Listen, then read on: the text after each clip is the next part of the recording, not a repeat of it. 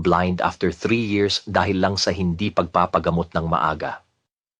Iyan ay isang totoong kwento na ako, isang ophthalmologist, ay marami nang nasaksihan sa mahigit 30 taon ng pagtatrabaho.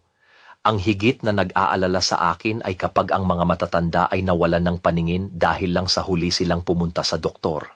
Malinaw ang kanilang nakikita nila ang kanilang mga anak at apo araw-araw na lumalaki. Tapos isang araw, lahat ay kadiliman. Malinaw ko pa ring natatandaan ang isang 70 taong gulang na lalaking pasyente na may diabetes na pumunta sa klinika na may matinding malabong paningin, malabong kulay, madalas na pananakit at pulang mata.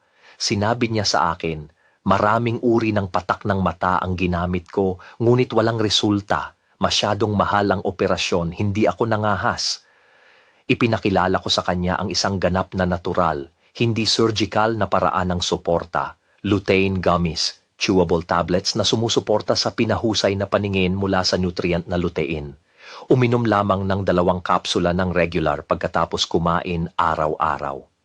Pagkaraan ng 7 araw, bumalik siya upang makita ako ng may maliwanag na tingin. Doktor, mas maliwanag ang aking mga mata, hindi na masakit at mas malinaw na ang aking nakikita. Lutein ay isang napakahalagang nutrient para sa mga mata na tumutulong na protektahan ang retina, maiwasan ang macular degeneration, katarata at marami pang ibang sakit sa mata na may kaugnayan sa edad. Gayunpaman, ang katawan ng tao ay hindi gumagawa ng lutein sa sarili nitong. Dapat nating dagdagan ito mula sa mga pagkain sa labas. Sa kasalukuyan, ang lutein gummies ay malawakang ginagamit sa maraming malalaking ospital sa Pilipinas bilang isang epektibo at ligtas na solusyon sa suporta. Ang produktong ito ay angkop para sa lahat, walang mga side effect at mas mura kaysa sa medikal na paggamot.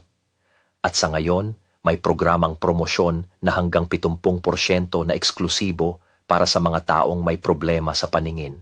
Huwag mong hintayin na hindi mo na makita. Kumilos ngayon, simulan ng iyong paglalakbay sa malinaw at malusog na paningin.